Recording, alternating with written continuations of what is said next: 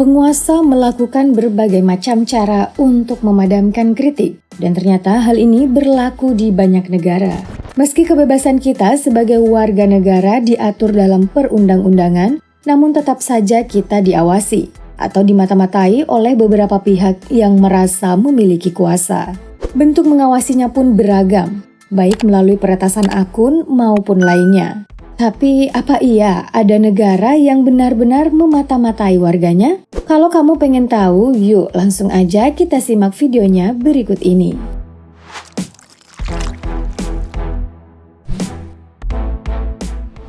Mendengar negara Korea Utara, tentu kamu sudah bisa mengira bahwa negara ini akan memata-matai warganya. Hal ini merujuk pada larangan bagi warganya untuk mengakses beberapa hal, seperti tayangan TV, internet, dan lain-lain. Jika warga Korea Utara kedapatan menyelundupkan kepingan CD drama Korea Selatan atau menikmati tayangan lainnya yang dilarang, sudah pasti ada sanksi yang menanti. Tapi kira-kira bagaimana Kim Jong-un dan jajarannya mengetahui jika ada pelanggaran? Ternyata pemerintah terus mengawasi warganya tanpa celah. Bahkan mereka juga melakukan spionase kepada warganya secara online dengan membuat sebuah media sosial yang menjiplak habis Facebook. Servernya berada di Korea Utara dan hanya bisa digunakan di sana.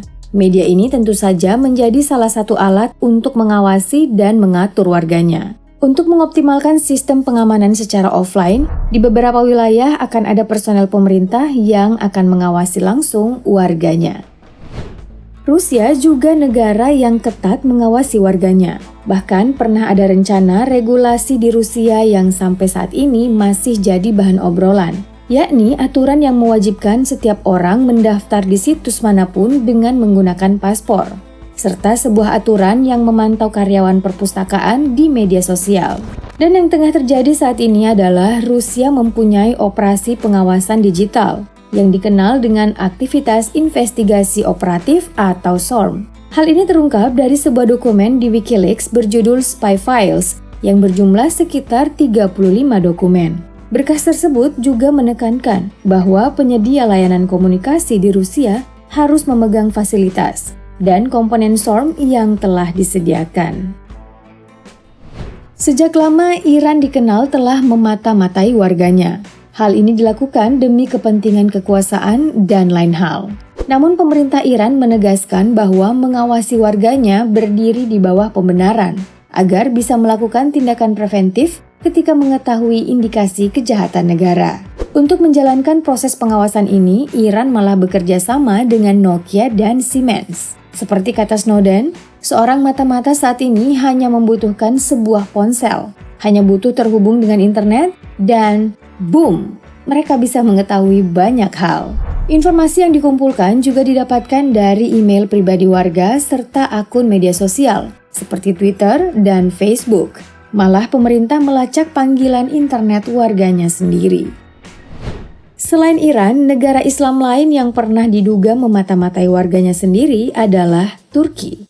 Hal ini berangkat dari laporan yang menyebutkan bahwa Dinas Intelijen Turki MIT mematai ratusan warganya yang berada di Jerman. Media Jerman mengungkapkan setelah kepala MIT menyerahkan sebuah daftar kepada kepala intelijen asing Jerman, Bruno Kahl. Daftar tersebut berisi alamat, nomor telepon, dan foto warganya.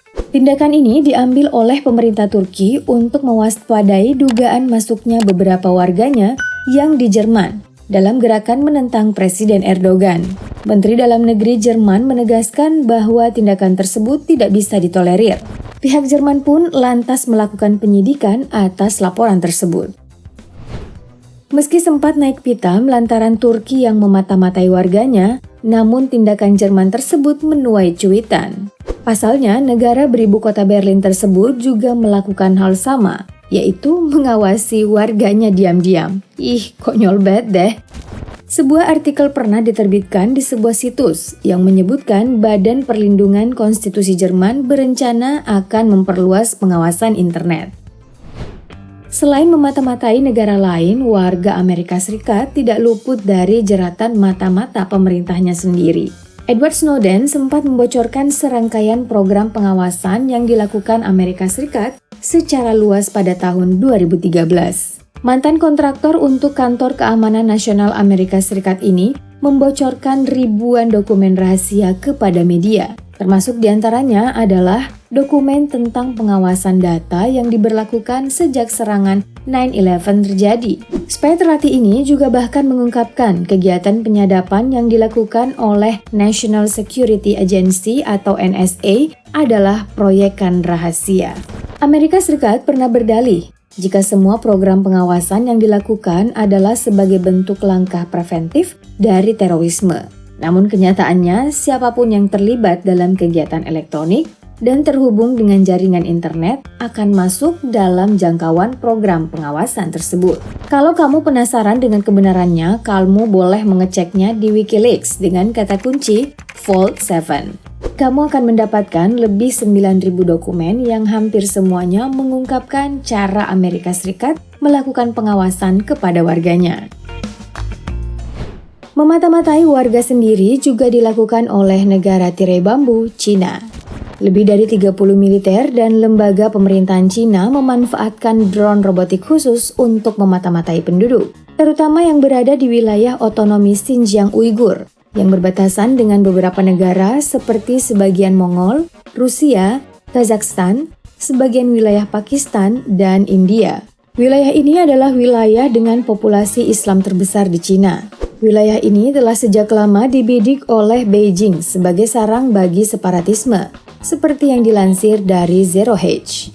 Adalah The Spy Bird sebagai cara Cina memata-matai warganya. Proyek dengan kode DAF ini memakai sebuah drone yang berbentuk burung. Drone burung tersebut seukuran elang. Kepakan dan gerakannya bahkan juga meniru persis burung asli.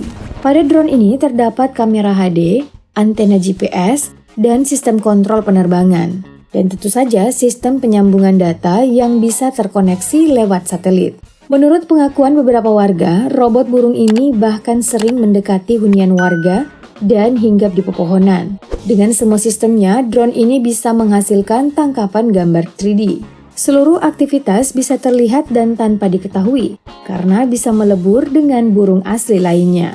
Selain drone burung tadi, Cina juga punya cara lain dalam pengawasan masyarakatnya, yaitu dengan menerapkan kamera pengintai yang bisa mengidentifikasi wajah orang.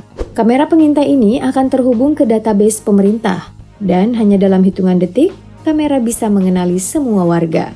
Kamera ini juga bisa mengidentifikasi orang dari jarak jauh berdasarkan pada cara mereka berjalan.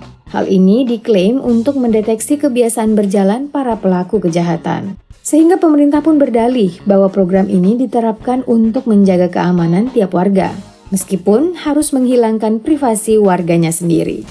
Dari informasi tadi, rada-rada ngeri juga ya guys. Bayangkan privasi kita terancam hilang, gerak-gerik kita diawasi.